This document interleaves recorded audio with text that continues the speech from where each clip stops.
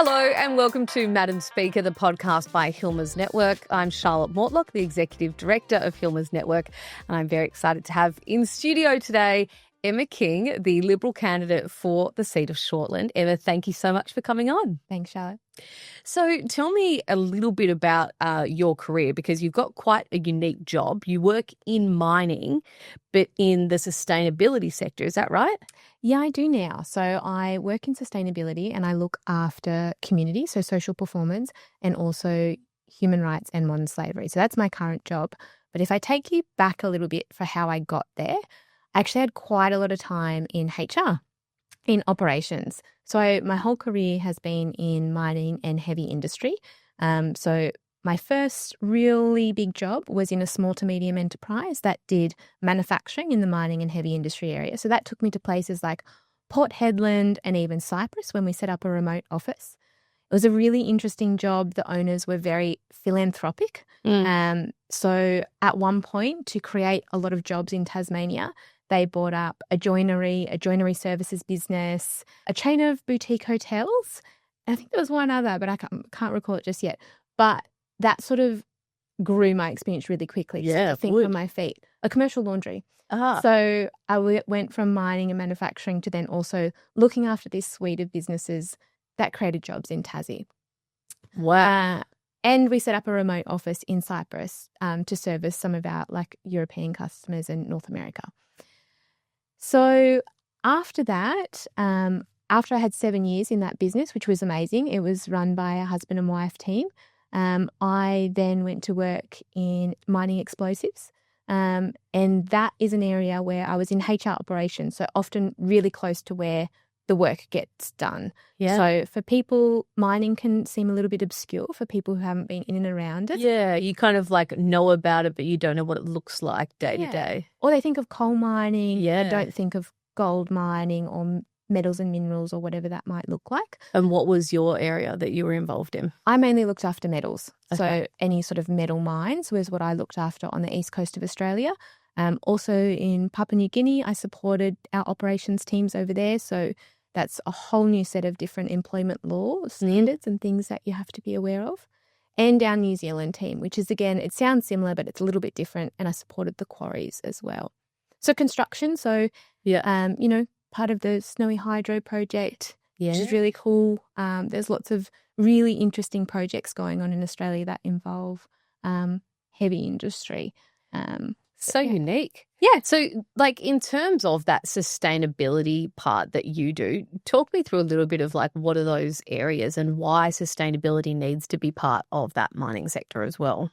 Yeah, sure. So when you work for or I guess for anybody, you have a commercial footprint. And that might be where your factory is or where you're operating. So if you're, say, a big supermarket chain or a big insurance broker or whichever it is, typically under, say, your triple bottom line, you would then be investing back into the communities that you operate. So for me, what that looks like is if we've got a big manufacturing plant, we would be looking at the schools and communities around where we operate and making sure that we're investing back into those communities. It might be education, it could be schools, it could be hospitals.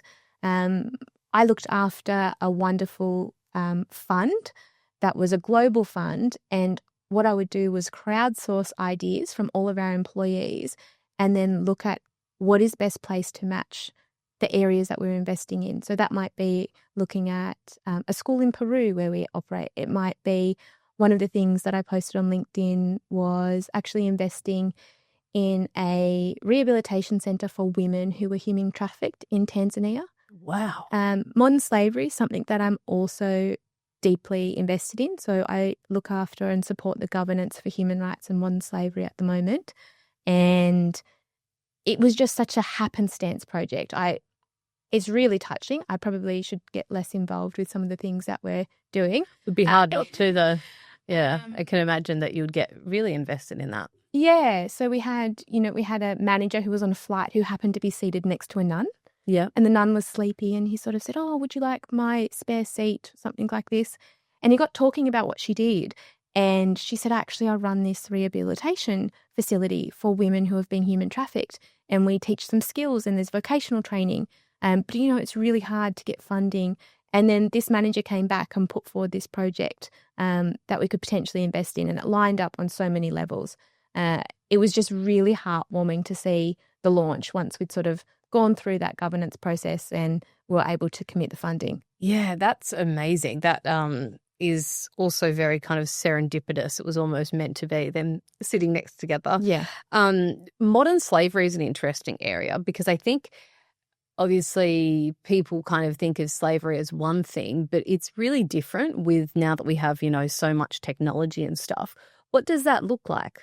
So in big supply chains, it's really complex. So often, I guess, people might not be thinking about things like indentured labour, where somebody might be hired or they have to pay a really heavy recruitment fee, or maybe their passport is taken or something like that. So that would be indentured labour.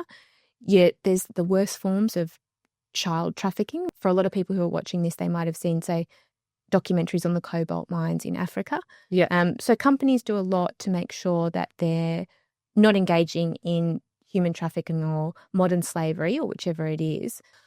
So I think there's a real responsibility for companies. And so there's different acts around the world. So Australia has a Modern Slavery Act. The UK has one. There's lots of different apparatuses around the world to make sure that companies are acting with integrity and making sure they're really looking into their supply chain. It's very complex to do this. So it's a big onus on people in operations. However, it's an important one to make sure that what we're providing is free from modern slavery. And now I don't think anybody's anywhere near gold-plated just yet. Yeah. But it's one that we could be looking into. For most people watching this, the easiest example would be, say, fast fashion. Cotton that goes into a lot of the clothes can be grown in regions that might have people who have indentured labour or state-sanctioned forced labour. So those are the things that we need to be mindful of. The maritime industry, people on boats that are working in ships who might have had maybe their passports taken. Those are the things, I guess, that we're not always thinking about in the supply chain. Are there any things that we as individuals can change in kind of our lifestyles and our spending habits that would make us, more responsible when it comes to modern slavery? I think the easiest one for us is Australia is a huge consumer of fast fashion. One of the easiest things to do would be to buy secondhand or to do hand-me-downs. I have 2 children. The circular economy in children's clothes is excellent in my network because they don't wear them very long. So pass them on, share them. There's nothing wrong with that. Yeah. You can always say buy more ethically. I don't think we really know what more ethically is. I think we try and sub that in with more expensive. Yeah. But I don't necessarily know if that is something that we can really preach to people. I think it's a systemic issue that we need to have a look at policy for. Yeah, okay. Yeah. You have 4 different kind of tertiary education degrees, a Bachelor of Business, a graduate certificate in employment relations, a graduate diploma in psychology, and a master's in human resources and law. Yeah. It's a very diverse tertiary education. Do you love learning, or could you not quite land on what you wanted to do? No, I just love learning. Do you? So even my last maternity leave, I was finishing off my master's, and a lot of my colleagues joked, please don't do a PhD. Were you tempted? No, so instead I ran in a federal election. Yeah. Equally as relaxing. Yeah, good. That's great. Yeah, so I think I just love learning. Psychology is so interesting, and I was like, that would be great. I'd really like to do that. I'd like to know a bit more about it. So I finished it, and then I was like, I would really like to, finish my master's, really learn that. That would be really helpful, translate for work. I did inquire about a PhD, and look, I've left that for the time being. I've got enough on my plate. Yes. Yeah. No, it does sound like you might have your hands full. Yeah. You grew up in Western Sydney before moving to Lake Macquarie. Tell me a little bit what your village kind of looks like in the electorate of Shortland. It's massive. So one of the, I guess I will bring it up. I do like CrossFit. Yes. And the first rule of CrossFit, I think, is that people say you tell everybody that you do CrossFit. That and vegetarians. Yeah, exactly right. So that actually, my gym has a huge community. So the founder is a husband and wife team, so it's a small business, and the female owner is just incredible. She has created such a tribe of mums. So there's a chat group with at least 50 to 60 mums on it. So if you've got a question, you can ask one. The amount of mums who have been so supportive about me running has just been phenomenal. But we support each other with everything that goes on. If somebody needs a babysitter, if somebody is going through something tough, if we have a pseudo-medical question, it's the place to go. I'm really, really lucky that I have a huge community like that in Shortland. And do you think that the that CrossFit community that you have, do you think it's as much an attraction to the community as it is the actual CrossFit itself? I think people have moved away from, say, the branded CrossFit to, say, functional fitness type of thing. Okay. But I think the style of training is really attractive to people. There's no mirrors in the gym, so you're not looking at yourself. Yeah, that is true, actually. You're not competing against anybody else. You're just focused on your PB. And so I think it's really attractive. And I see so many mums who maybe didn't go to the gym 5 years ago and lifted their first weight and are just so impressed with what they can achieve. All of us bring our kids. So then you have your little kids watching the mums lift weights. It's just a great environment. I think it's really positive. As you're saying that, CrossFit is a bit different. It seems a bit less focused on vanity and a bit more on function. 100%. Yeah. Exactly. Yeah. And that is even the focus on like weights and that sort of stuff is really interesting. Yeah. Great. So the average person in Shortland is 33 years old with 1.7 children. You work locally and your husband has a small business. You're pretty bang on the quintessential Shortlandian. What do you think needs to be improved in your electorate to make it, more desirable, more livable, more enjoyable? Look, it's extremely livable. Shortland is the home to 5%, I think, net migration internally. So people are coming to Lake Macquarie. So Lake Macquarie is part of the Shortland electorate. It's highly desirable, highly livable. One of the biggest problems we have is housing and GP affordability. Mm-hmm. So for a lot of young families who are wanting to buy a home, when we have so much internal net migration, it's a huge problem. We have online forums where people, or particularly mothers, are talking on this particular online forum about not being able to find a home, potentially asking about like, where can I sleep safely in my car tonight with my children? Affordable homes in Shortland is a real issue, as is GP access. We already came off a really low base, around 860,000 GP visits, and we have dropped 17.7% in the last 3 years to 560,000. We are one of 15 electorates. If you are an adult, you will not find a bulk billing appointment. No, like the books are not open for new adults. That is so expensive. We're not a hugely wealthy electorate. So that cost of living is what everybody is feeling. Yeah. What made you and your husband pick, the Lake Macquarie area to move to? Look, growing up in Western Sydney, we did love the beach. It's a bit of a hike from Penrith to Bondi. Yeah.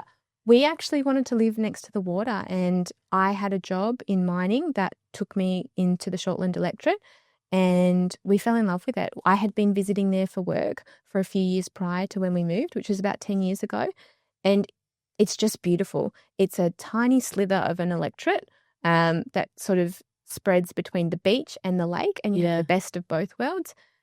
It's lots of homes, lots of beach, lots of lakes, lots of water activity. There's lots of walking tracks. It's beautiful. Outdoorsy? Like very outdoorsy. Yeah, so people like exercising down there too. It's like Bondi to Bronte, I would say, without the price tag. Yes. Yeah. Ow. Sold. Sign me up. That sounds really good. Something that I know that you're passionate about, you marched in a rally in regards to kind of domestic violence. What do you think that Australia needs to be doing in this space, and what do you see as being the biggest issues? I'm really passionate about this. I put a big post out when I marched. So I was a few months pregnant, and I thought I'm tired of reading the news and knowing that more women have been killed. I actually don't know what more I can do as a private citizen. So I'm going to go out at 8 p.m. at night with my belly and walk, because I don't know what else I can do. I'm exhausted about reading about this, and I'm not even personally affected. I have a happy home. I have a lovely husband. I'm very fortunate, But I wrote, I thought if we go back to Jill Maher, I think that's a really key memory in people's that is minds. a key for me too. Yeah. She was walking home and the person who murdered her had already raped a teenager, had raped a number of other women, and I think he served something like 8 years of an 11-year sentence. For most people, that's not enough. So if you have a look at what is a rape worth, the fact that it's several people and the maximum sentence was 11 years and he didn't even do that, that's a sentencing problem. And we know that we can fix that because then we fast forward and we have a look at, Hannah Clark and her family. And then we fast forward and we look at Molly Tysus. And then in the next electorate over, Mackenzie Anderson, she was a young 21-year-old mother in 2022. I had a 1-year-old at the time. And she was stabbed to death by a man at home, and her toddler was at home at the time. I was so shaken by that. Yeah. I took it into work as a safety share saying we need to check in on people at work and make sure that we're doing something. Workplaces can't change that, but politicians can, and I am really passionate about that. Something that we should be doing, and we should be changing legislation to make the bail laws stronger and to make sentencing stronger. Yeah. Absolutely. It's not enough. Yeah. No, that's absolutely a fair point. I know that something else that you have spoken about, obviously. So you've got 2 kids, don't you? Yeah. How old are they? I've got a 3.5-year-old and a 6-month-old. Yeah. And what do you think needs to change or be improved in the childcare space? Look, I believe in choice. So I chose to go back to work. That in itself is not always easy because it's an expensive pathway. You need to make sure that you're essentially putting your name down on a childcare list the moment you're pregnant for a lot of people. Yeah. But if you don't want to go back to work, I think we also need to support those mothers as well. Yeah. So we need to be looking at this picture, I think, a little bit more holistically. It shouldn't be just a one-size approach in here's childcare and this is your solution. Yeah. The pendulum does seem to have swung quite far the other way to, women not being in the workforce or taking a substantial time out when they have children, to now kind of being like almost an expectation that women pretty quickly are returning to work. I don't know if that's what women want or if they're feeling pressured to get back kind of onto the hamster wheel as fast as possible. Did you feel that pressure? I didn't. Look, I genuinely love my job. I wish that there was a different model. So say, for example, I would love my parents and my husband's parents to be able to look after our children more. They also have to work. Yeah. So it's this economy of unpaid labour from mostly grandmothers that are either going to give up their job and look after my children. I wish that there was another option that we could explore. I personally didn't feel it, but again, all women are not the same. We're not a homogenous group. Yeah, and that's some of the stuff that I see on social media. There's such judgment from women to women about their different choices. Yeah. And I just wish we had more space for being like, oh, I did this, she did that.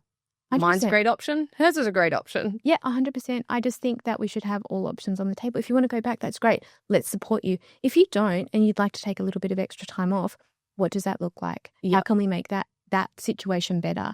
Because at the moment, it's a very expensive choice for families to try and take a lot of time off, and you have to be very fortunate to be able to do that. Yeah, and I think childcare, it's so important that it's accessible, that we have enough of them, that people who want to utilise them can. I'm really supportive of that. But I also don't think that, childcare is this silver bullet of fixing all of the issues that we have with that. Women, I think it's called the sandwich generation, women who are having young children at the same time that they're kind of looking after aging parents. Yeah. And your resources are just so spread thin. Yeah, I definitely agree with you there.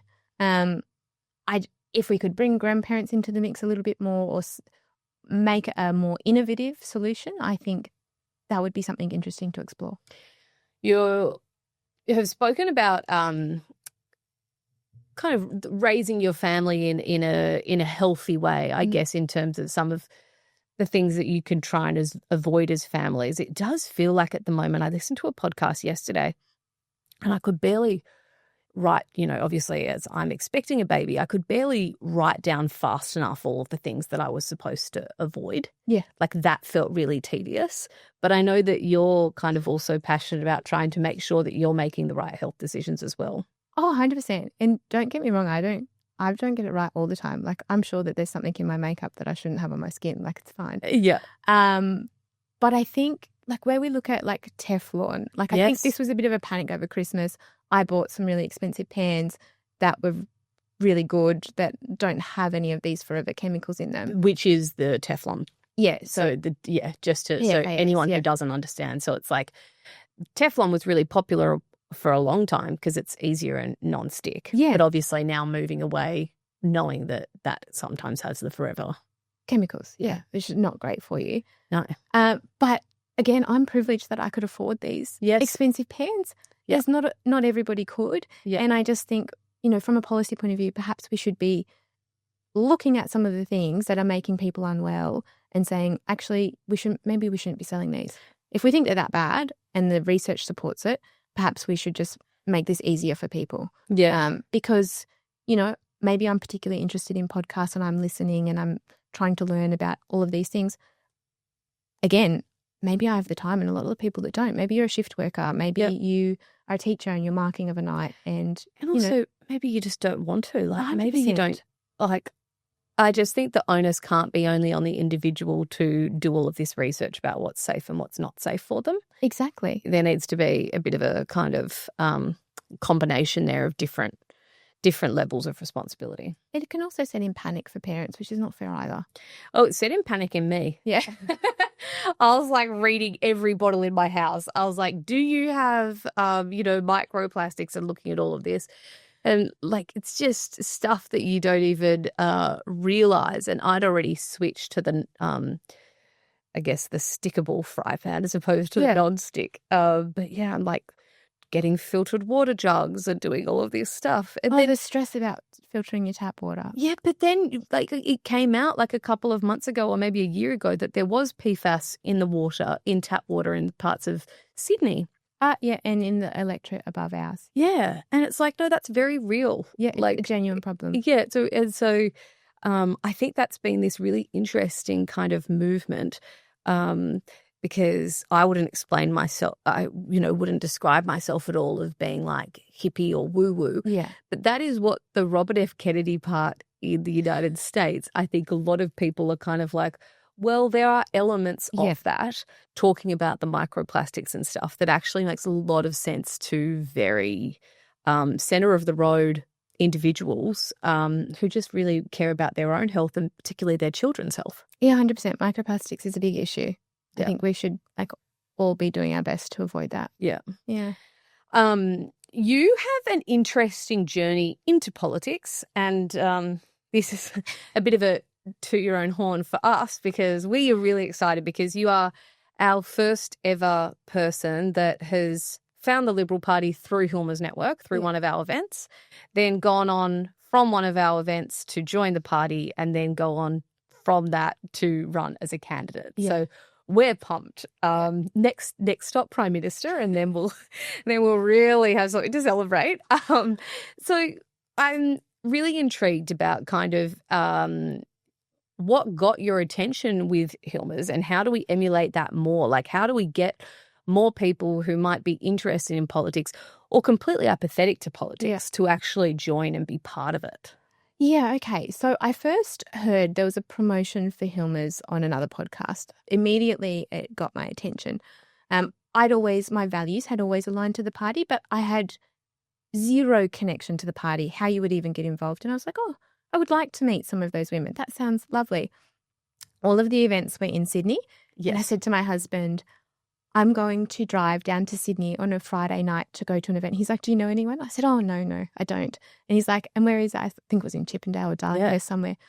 I remember you meeting you there. Yeah. And he's like, and what are you doing? I was like, oh, I don't know really. I'm going to listen to some people chat and I'll meet some people. And he's like, and then what? And I said, oh, no, I'll drive home. But I had a great time. I met some lovely women. Yes, it's a bit awkward to sort of go to an event where you don't know anyone. But it was excellent. It was a lot of professional women who were like-minded. I think it dispels a lot of myths. Yeah. Which was so too. Brilliant. Yeah. then we got talking, and then the next step is like, would you think about joining the party? And I was like, oh, I'd never really considered that. And then I got connected with my local branch. That's how it sort of works. For a lot of people, this is all sort of behind they don't know how it works. They don't. Is there a branch? What does it look like? How often do people meet? What's the commitment? It's sort of choose your own adventure. You can go to every monthly meeting if you want to. That's how I got interested. Yeah, because that is it. It says you can be as engaged as you want. Yeah. I just want more Australians to be actually part of their democracy, because there's just so many people online who complain about the state of democracy, around the world, but then I don't think that they're participating in it. And that's not necessarily their fault. I think that's the major party's fault as well for not finding ways to engage with them. But I just am curious as to, what we can do to ensure that we're kind of demystifying it, as you said. I think the more people that post positively about women in the Liberal Party, the more people, like when I'm talking to people out and about, people are like, oh, actually, I've got a small business. I quite like, what you're talking about. Yeah. We have a lot in common. I think that humanises what political parties are. And I've heard you speak before, and I've heard other people speak before. People aren't joining big, broad communities anymore. They're not joining political parties. They're not joining churches. They're, there's big community groups that they're not a part of. I think it's important that if you have an interest in your democracy, get involved, have your say. You don't have to run, but, you can send a letter if you'd like to an MP. You can get involved however you like. It's important. And that's actually not dissimilar from like you finding your community at CrossFit as well. Like whatever it is, people just need to find a bit of a community and find a group of people that kind of become their village, and that face-to-face contact is so important. Yeah, something not online. I'm a strong advocate for. As am I. All right, we're going to do a couple of fast questions now in fairly quick succession. Okay. You have been with your husband since you were 20. How did you meet?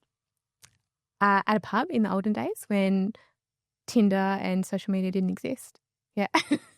And was it spark straight away? He was rescuing me from somebody else who was trying to hit on me. Right. And he said he just wanted to be my friend. And he was a friend of my sister's, and I was so naive. I was like, oh, that's so lovely. And here we are, like 16 years later. Knight in shining armour. What is your best power move or favourite piece of equipment at the CrossFit gym? I'm quite good at gymnastics, so any sort of CrossFit moves, so like a chest to bar or a muscle up pre-children. But I actually once held, I was top 20 in New South Wales for bench press for my body weight. Yeah. So what was that weight? I could bench press 72.5 kilos at the time. Wow. That is really impressive. Yeah. You are strong.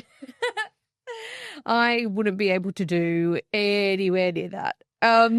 What is your spirit animal? I'd have to go with zodiac because I don't think I have one. So yes, it's going to be either like a lion or a dragon. Yeah, those are the Chinese horoscope are my normal one. Yeah. Okay, fair.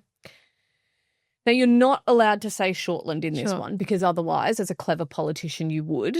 But where is your favourite place? And you're allowed to pick one in Australia and one overseas. Okay, one in Australia, Baloka, down near the Snowy Mountains. I've never heard of that. No, it's quite remote, but there's a working farm, and when my husband and I go to snowboard, we stay on the working farm, and it's super remote. There's no phone signal. It's amazing. Beautiful. Yep, we stay there. And overseas, it would be Koh Tao, a little island. Oh, yeah. That's really Thailand? Yeah. Thailand, known for scuba diving. Oh, yeah. Yeah. You do scuba? Yeah. Yeah. Both my husband and I have our advanced open water scuba diving tickets. So how long have you been doing that for? Oh, I think I got my ticket in like 2014 or something. Yeah. So do you love kind of marine life and that sort of? Yeah, when I was 11, maybe I thought I was going to be a marine biologist or something. Well, that is one of my questions, actually, what you were going to be when you grew up. So marine biologist, that's what you thought. If everybody in the 90s didn't have some sort of dolphin paraphernalia in their bedroom, like I'd be surprised. Yeah, that was that TV show. Was that Splash? Aquagirl or H2O or something? There's a lot of marine features there was. in my and childhood. Also a lot of horse, horse kind of equine, saddle club. Yes. Yeah. Yeah. Do you have any fears or phobias? No, not really. I try to conquer them. So Do I've you? done bungee jumping, done skydiving. I try to do things to mitigate most of that. Yeah. Yeah. Front on.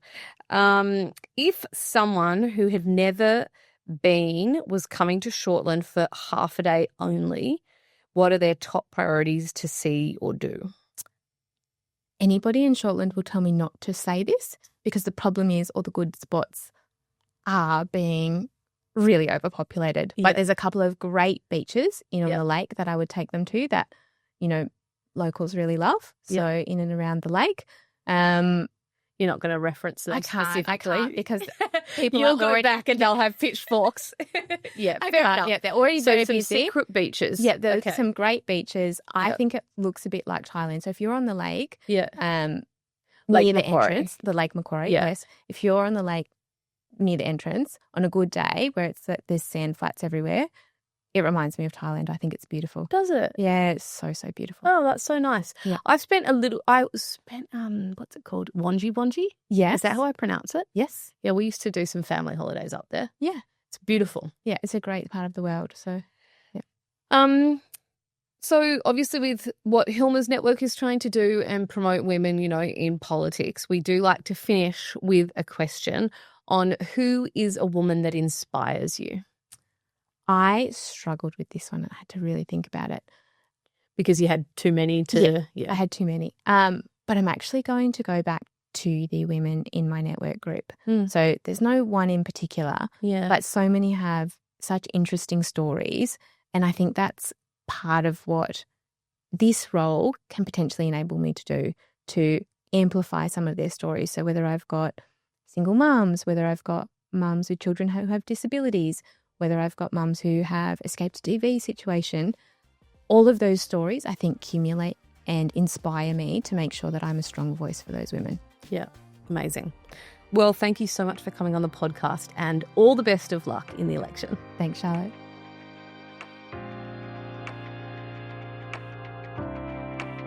Authorised by C. Mortlock, Hilma's Network Foundation Limited, Sydney.